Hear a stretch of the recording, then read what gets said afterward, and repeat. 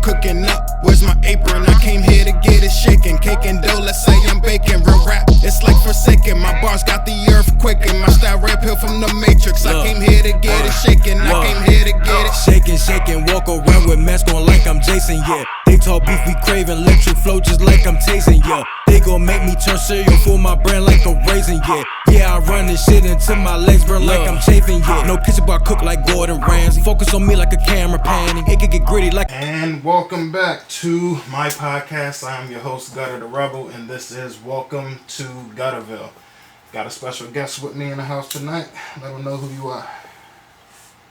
I'm your boy Atrocity Whiteout. Atrocity Inc., man. SOGLB. Supporter get left behind, man. Alright. So this is Season 1, Episode 6. There will be one more episode of this season before I go ahead and switch to Season 2, which will be filled with a lot more guests than, just your host. On the menu for today, we're going to let our guests give us some topics or situations or whatever. We're going to let him decide what we're going to talk about for the first few minutes, and then I'm going to throw something out there before the end, and then, we'll roll out with the credits and stuff like that. So, by the way, this my bro, just in case y'all don't know, Atrocity Inc. Atrocity Whiteout type shit. We legacy over here, Atrocity Inc. right there. Yeah, y'all know. Atrocity, legacy, Block Familiar, CGE type shit, man. Oh, Joe. Oh, he about to extend that shit. I fuck with that. So what you want to talk about, bro? Alright, so you already know I'm a big advocate in the weed. I like smoking. So, as of July 1st, weed was legalized in Maryland. So, I'm cool with it. I love that shit. But the other thing is I'm a smoker, so that shit really don't mean nothing to me anyways, because I smoke every day. Facts. You know what I'm saying? That's cool and all, I think there's only like 2, maybe 3 people on the planet that can outsmoke this motherfucker, to be completely honest. Yeah. So, for July 1st, obviously you seen the partake. Seen the cone. Yeah, I had a baseball bat, you know what I'm saying? It's on about 77 grams, 14 different strands, 5 grams of wax. So, we had to celebrate it correctly.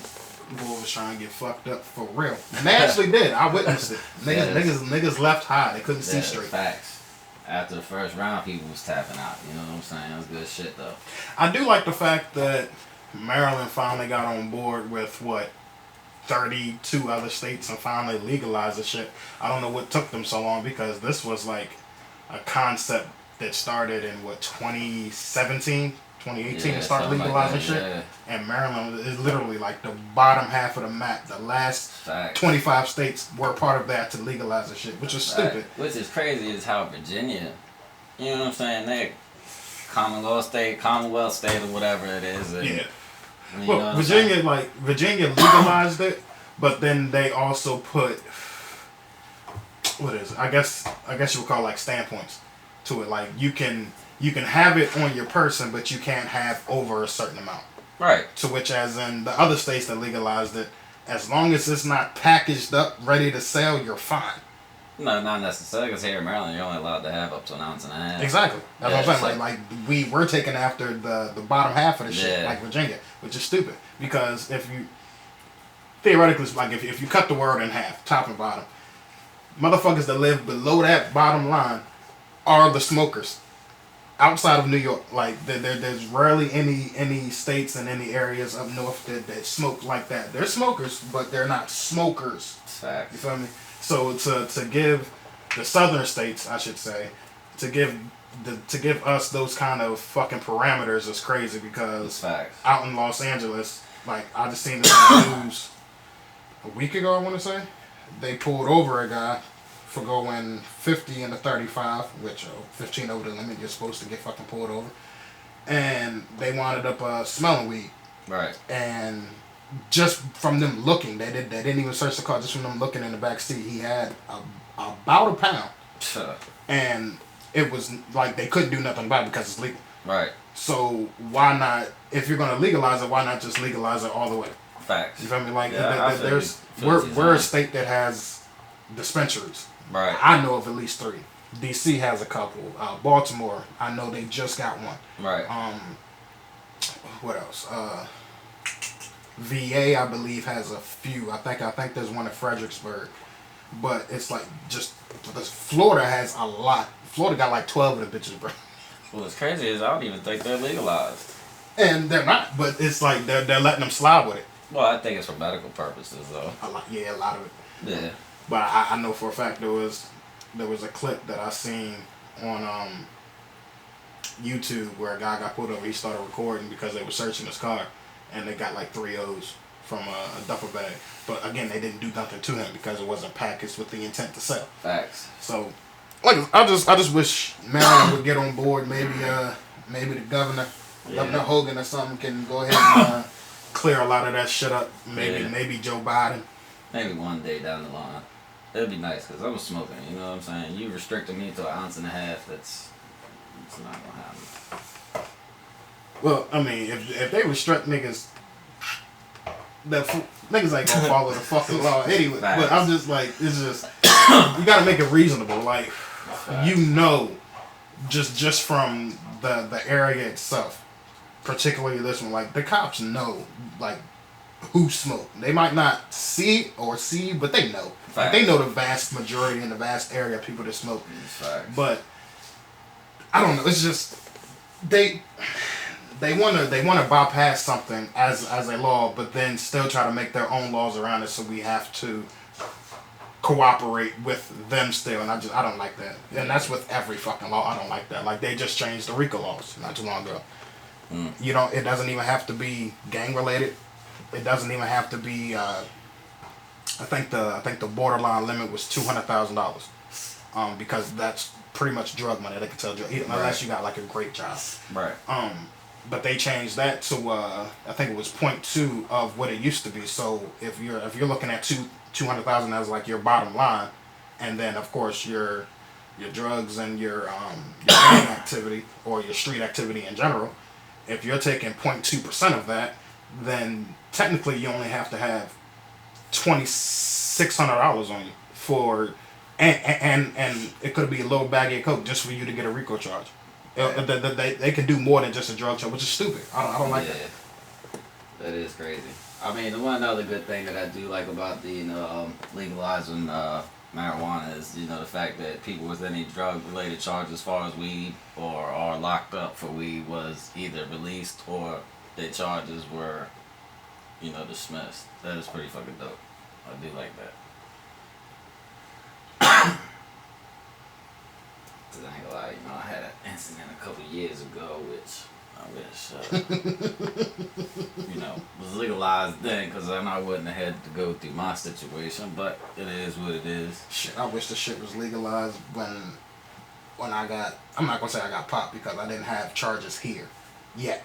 But when I was riding across state lines and I had just under an ounce, because I smoked like 6-7 grams, and they caught me with that, and luckily they just let me go, like, as far as in court on probation, because that was the first charge I had on paper. Right. So I was lucky with that. But even back then, like, I was fucking 15, 16 at that time. I wish that shit was implemented then. Right. And motherfucker, I just like, man, I just bought this to smoke from a dispensary type shit.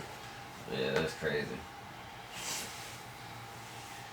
What you got next, man? So, my second topic is gonna be, I hear the talks about here in Maryland how they want to raise minimum wage to $15 an hour come July 1st or January 1st, 2024. Which is long over fucking due. Right.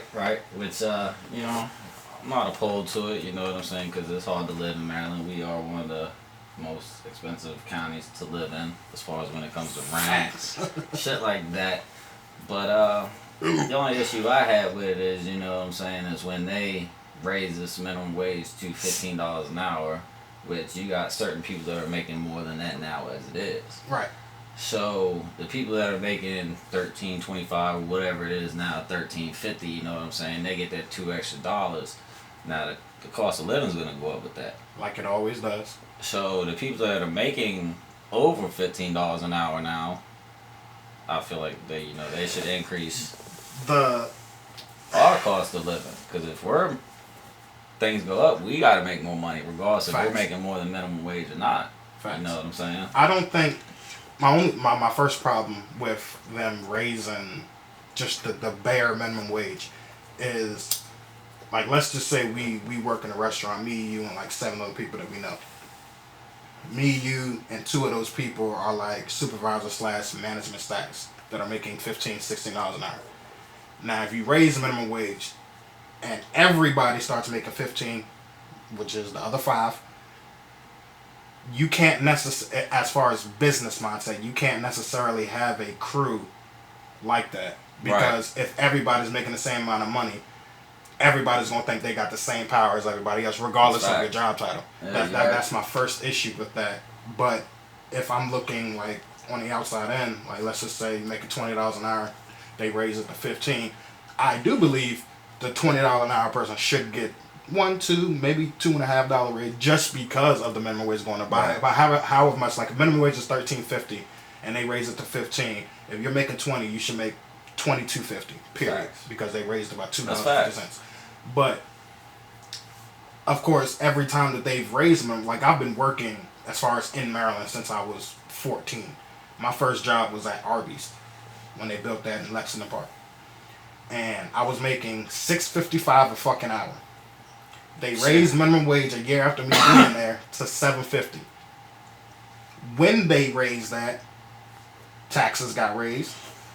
The environmental cost, as far as buying food, getting gas, whatever the case, like all that shit raised. So if you're gonna raise the environmental shit, you have to give us more than just the bare minimum. Like this country makes so much fucking money, but yet they act like they can't use it to provide back to the people that are paying them that said money. That's fact. Like, if you're paying taxes, you're paying, I hate to say it, but you're paying the government to do their fucking job.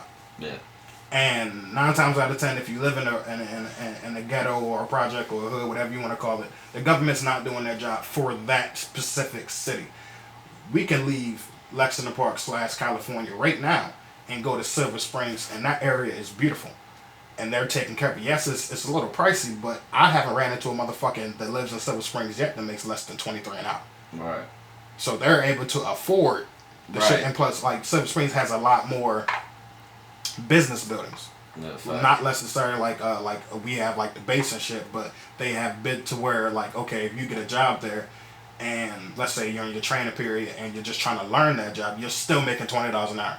To which, as here, your first restaurant job, they're not going to start you off that much. Indeed not. So, but I mean, it's just crazy because, you know what I'm saying, I was reading somewhere where they say even to live comfortably, you know, in certain situations, whether it's a one single person or a couple, married couple, this and that, or you know, rent with your friends and stuff like that, they say each person in the household that is trying to survive should be making almost $19 to $23 an hour. Facts.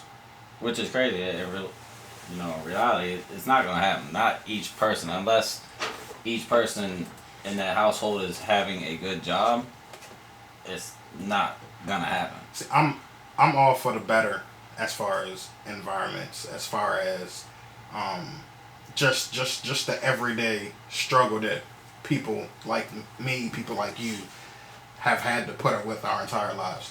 So if you want to make that better, you're gonna have to want to do better. That's facts. So again, let's go back to minimum wage. Let's say they do raise it to 15, and you start making $15 an hour. Your mindset can't be stuck at $15 an hour. You're right. If you've been at this same job for 3-4 years, granted, sometimes when you start working with the same people repeatedly, they become friends. Sometimes you consider them your family. Yeah. But at the end of the day, not to sound selfish, but I'm thinking of me. Yeah. Like, I got bills to pay, I got a family to provide. So regardless of the bond that I built with the people that worked at this said place, if you're not going to pay me what I'm worth, I'm finding a better job. That is facts. So, and it's funny how jobs get mad when you try to do that. Mm-hmm. You know what I'm saying? But they don't want to do anything to help you or try to better your situation. You want to know what I want to know about jobs? And I've worked. I'm not gonna say at plenty, but I've worked at my fair share of jobs. Who the fuck created this 2-week notice? Right. Because I was thinking out the fucking blue that and I'm like, it's crazy how if we want to quit, as far as professionally, if we want to quit, we have to put in a 2-week notice. Right. And sometimes people will put in a 2-week notice just to be courteous anyways, because you never know if you're going to have to come back to that job or not. Okay, cool. How come the company doesn't have to give us a 2-week notice when they want to fire us? Facts. That is facts, though. I wonder why. I thought about that for at almost, I swear, like 3-4 hours. And I'm looking up at different shit. I'm reading the company handbook, especially like companies that I worked for. And it never states anything about what the employer, as far as the bare minimum code of the company, code of conduct. Right. It doesn't say anything about them having to give anybody else any notice. So let's just say we live in California, Maryland. We work in DC. Right. We can leave tomorrow morning, take that hour and a half, hour and 45-minute drive to get to DC, to get to work, to clock in, to start working, just to get called to the office and get fired. Facts. When you could have told me the night before, hey, you fucked up yesterday, you ain't got no job anymore. But, you know, we're going to be lenient and let you finish out at least this paycheck. Like this. Right.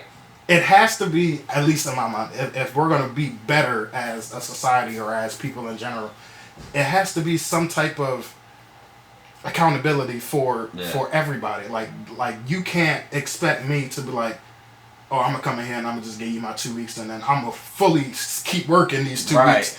And I'm like, you know, you're not doing that for me. Like, exactly. I feel what you're saying. Yeah, I understand that shit. And what you know, the other thing that I don't understand about these jobs either is how they'll fucking make you work your shift and then fire you.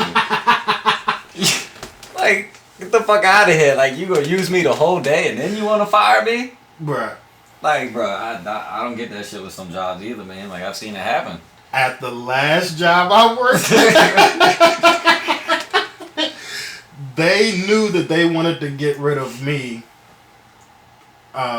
Let's see, I believe I called out the day of the Super Bowl. I didn't even know it was the fucking Super Bowl, but I had already requested for that weekend off anyways. I wasn't gonna be in time. Right.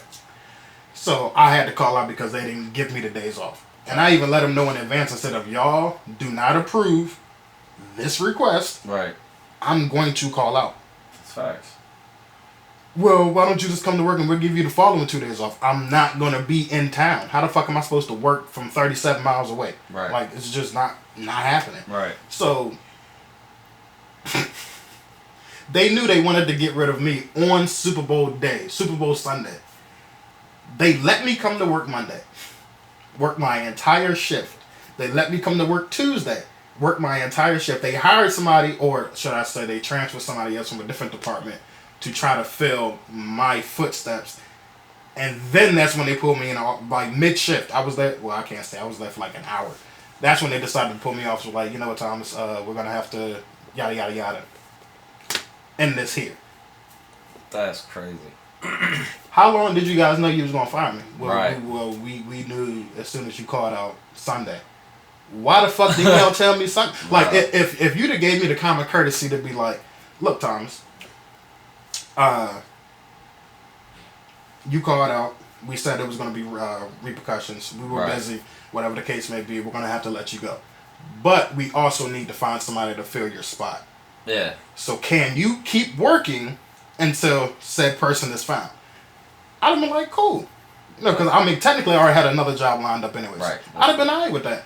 But, I mean, not saying I would have did it. That's all. That was my next thing, you know, but they'd have told me that shit. You know, they'd have told me that shit. I'd have went in that Monday after the Sunday that they would have told me that shit, and I'd have finished out that Monday because technically that was the last day on that pay period anyway. Right. I came in Tuesday and Wednesday as a favor. Right. And they still fired. I got fired on my day off. Shut up, Craig. Anyway. That's crazy, bro. So it's like I would have at least considered the common courtesy because it was given to me. Yeah.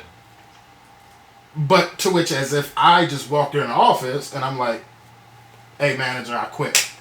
Here's my keys, whatever the case will be, and I walk the fuck out. I'm going to be damn near forbidden to ever come back to that business or any business that has that same name because now I'm in the system as non-rehirable, which is crazy. Yeah, that's I'll facts. never fucking understand. I've had to do that a couple jobs, you know what I'm saying? But nowhere near there. So. Something wrong with him. Anyway, next topic. You got something else? Nah,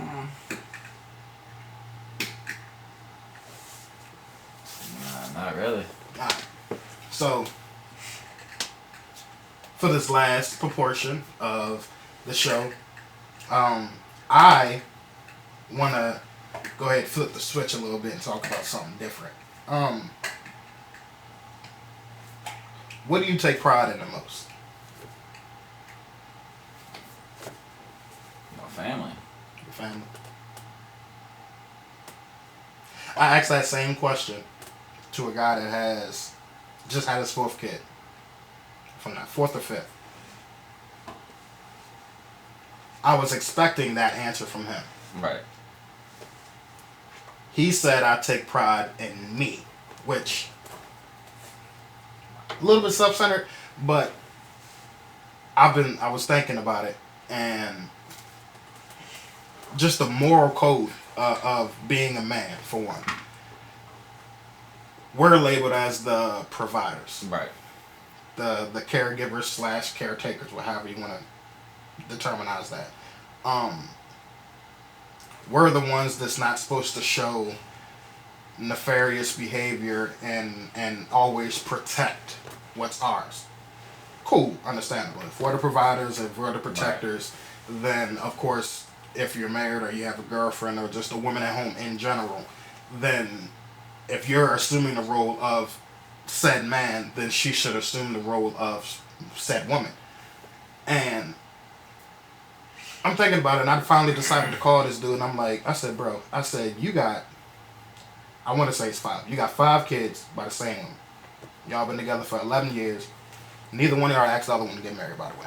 So 11 years is a long time to be with somebody, and it's not marriage. Right.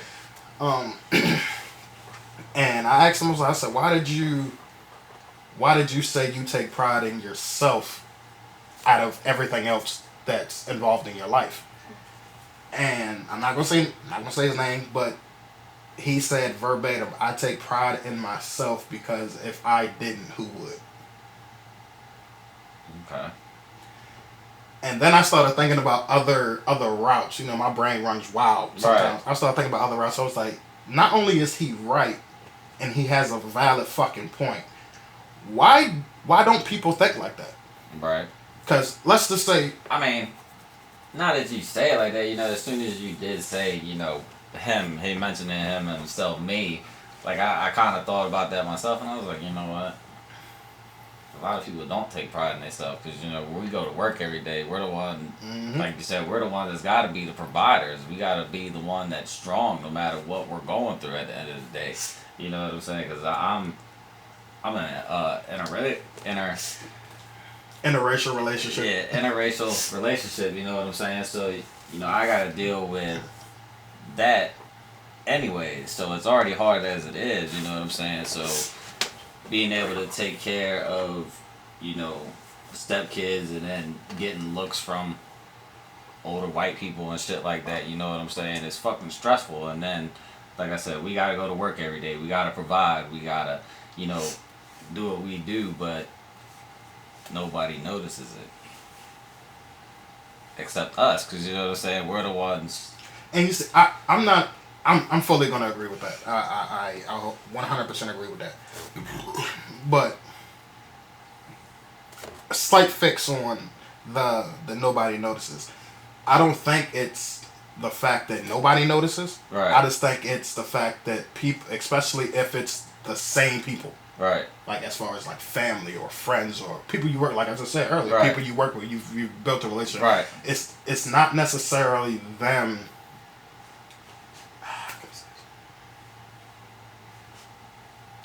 They've gotten used to it. Facts. You see what I'm saying? So like if you're getting up at 5 every morning, you're in the car by 5:30, you're at work by 6, you clock in, you do your 8 hours or however many hours you gotta do, you clock out 2.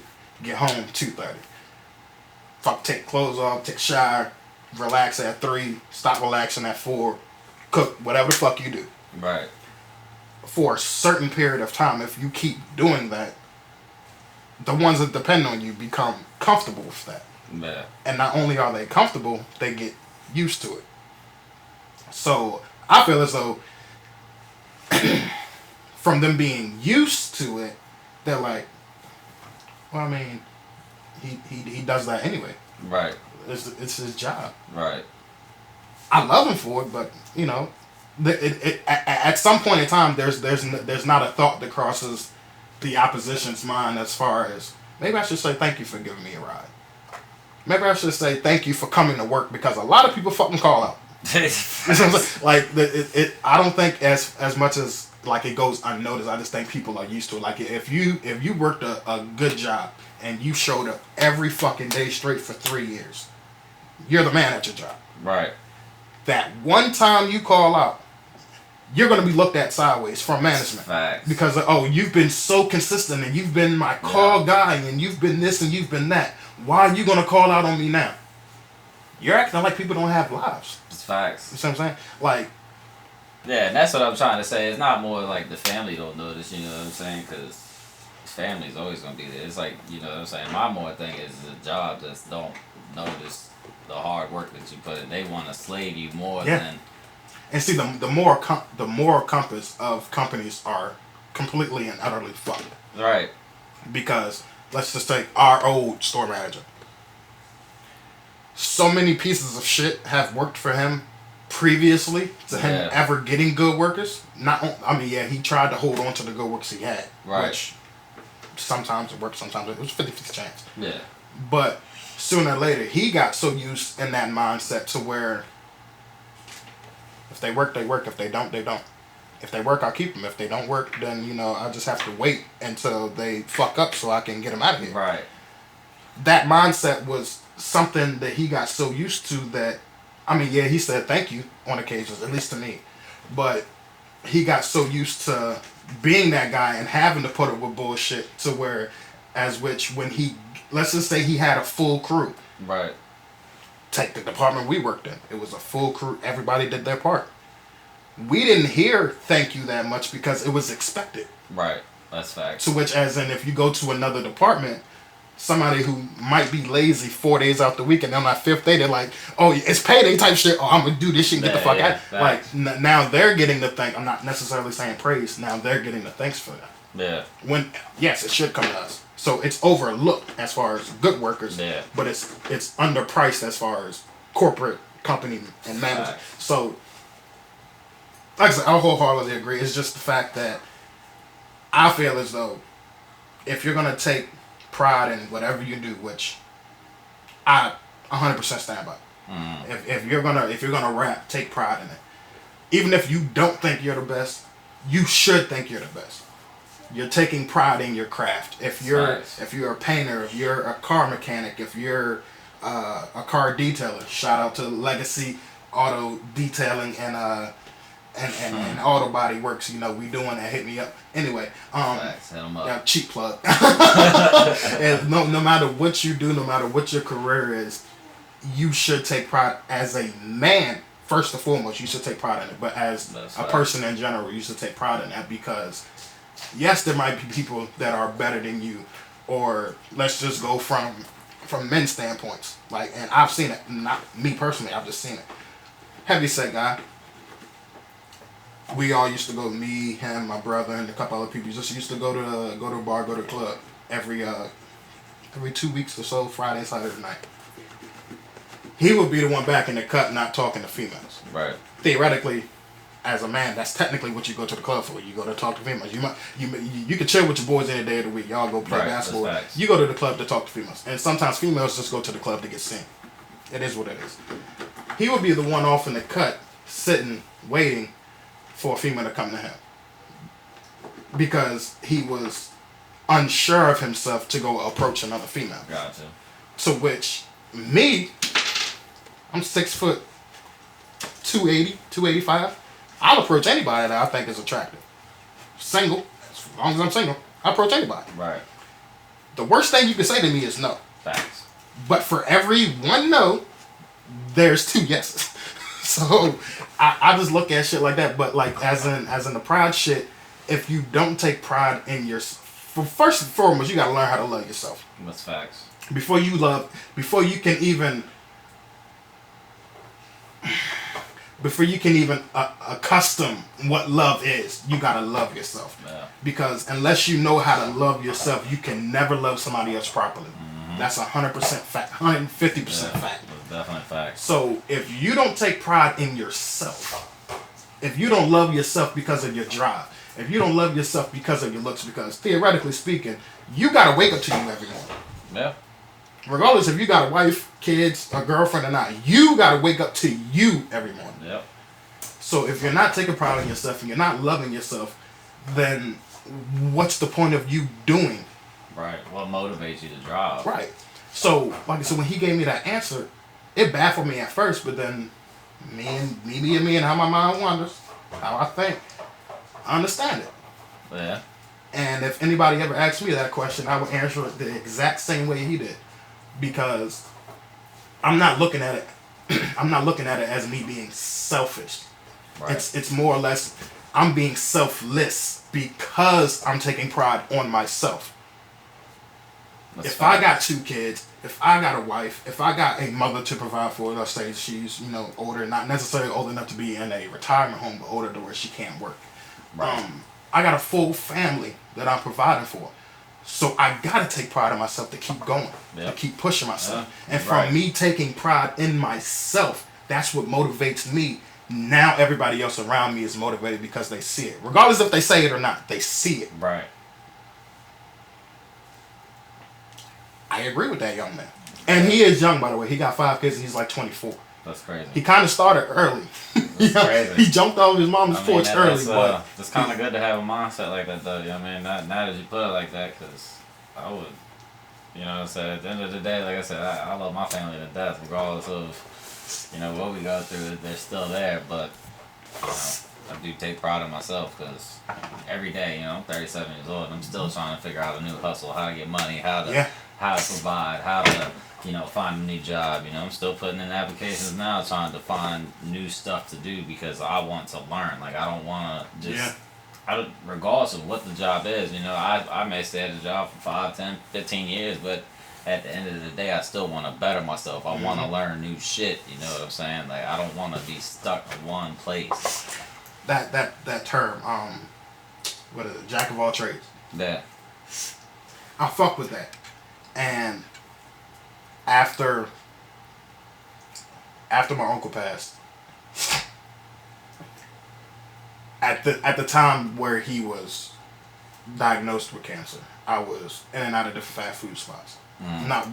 Not worrying about learning anything else because I was a hustler. I was getting my money outside and inside of the workplace.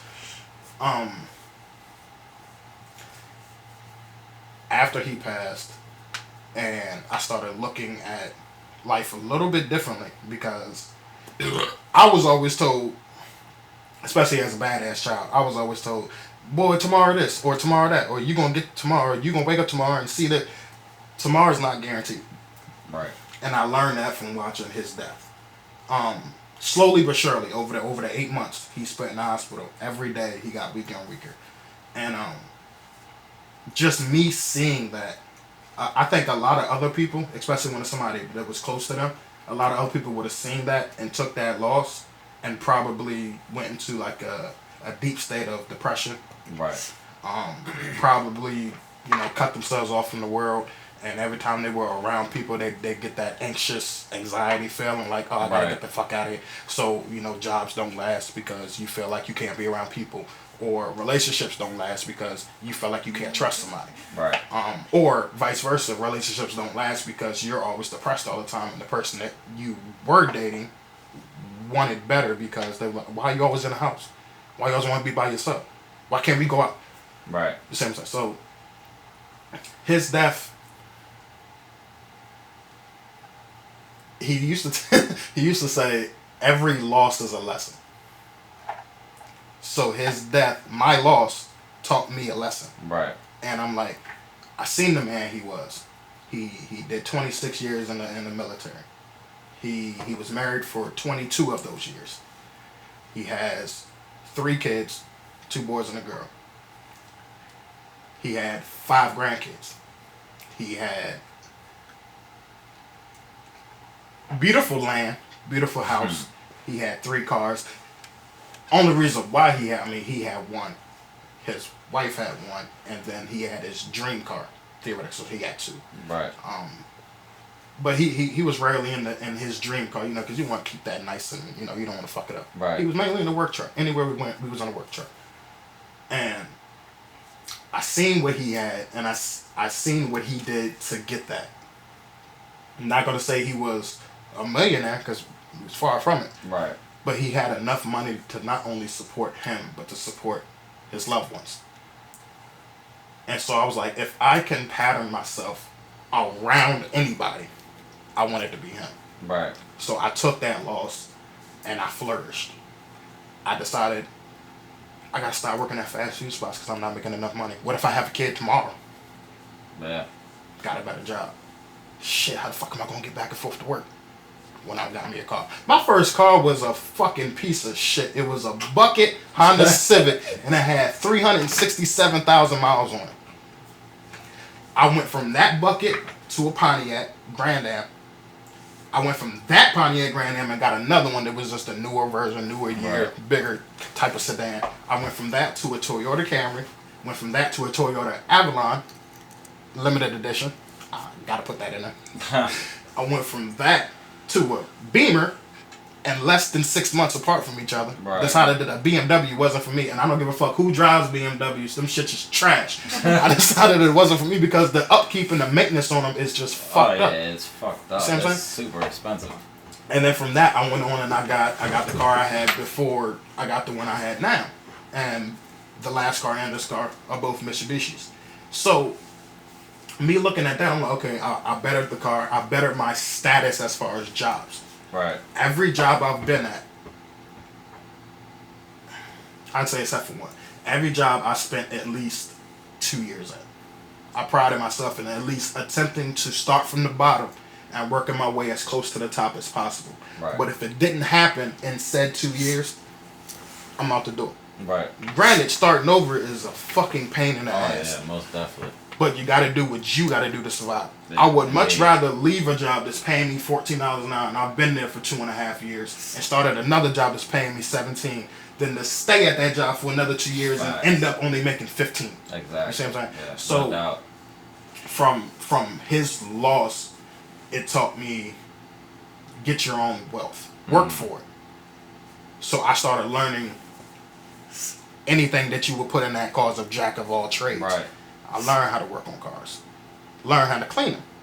I learned how to work somewhat electrician. That was Right. the only job I had where it was less than the 2 years. I was there for like 4 months.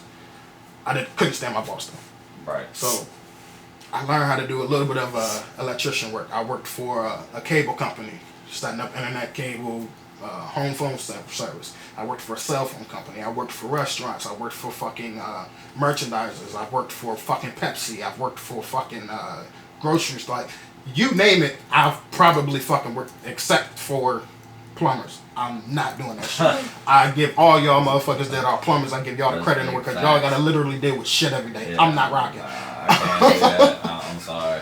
So, Especially my stomach, I'm gonna throw up. man, look, listen. I know how. It's Yeah. a little graphic. I know how my shit smell. Like, nah. Yeah, that's no good. So I tried to better myself, not only in his name but in his image, Right. and I feel like I succeeded because I kind of take my life in increments. Like, I started working when I was 14, 15 technically. So I went from 15 to 20. I took that 5 years and learned from it. Right. And in that 5 years was in the midst I lost 10. So I took the next 5 years and I tried to build on what I had previously. Right. And every 5 years I've went up. No matter what I've done, whether it was the music, whether it was a job, whether it was having a house, whether it was fucking having a car, at least having transportation. I built on myself. I made my name. Right. Personally, it was personal for me. That's the pride. Right. Because if you don't do for you, who will? That's facts. You don't love yourself, who will? Yeah. You see? So I feel as though I am a jack of all trades. And there's still so much more to learn in this world. Oh yeah, most Like definitely. there's so many stones that are still left unturned, as the saying goes. Right. And I'm working my way slowly but surely. I'm working my way to unturn those. Like I've never shot videos before a day in my life. Right. I'm trying to learn that now. That's See what I'm facts. saying? And a lot of people wouldn't even take the initiative. You're right. They go out there and they complain, oh, this motherfucker charging this and this person charging that. Yeah. And fuck that. I ain't gonna do no videos then. I'm just rock out with the song. I started with remixes and nothing but remixes. Right. Bought a few beats. Got a little distribution deal through somebody I knew. Decided that necessarily person wasn't for me. So I went out on my own. And I did the exact same shit, but now I'm keeping 100% of the royalties. Right. See what I'm saying? So it's always an elevation in your life. You have to fuck with people that are elevating. You can't fuck with people that are stagnant. That's facts. I know you might love them. I know you might care for them. But if they're fucking stagnant, they are not helping your life whatsoever. Not. Indeed not. It's about going up. And we all going up. Hey, shout out to Shout out Skybox. to Skybox.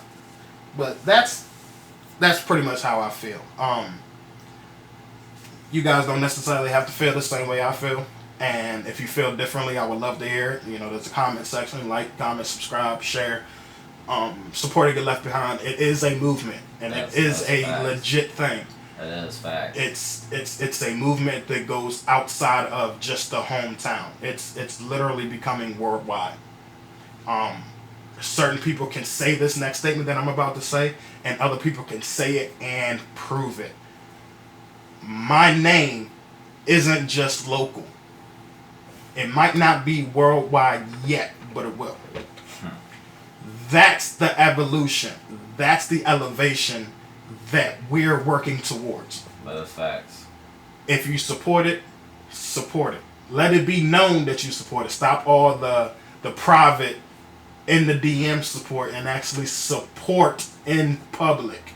Yes, indeed. You guys support these millionaires that wouldn't even give you $1 out of their pocket. You support these rappers, these singers, these actors. Support your local artists like you support those people. Because who knows, one day that local artist could do something and then give back to the community. And the first person he or she is going to give back to is the one that was always supporting them.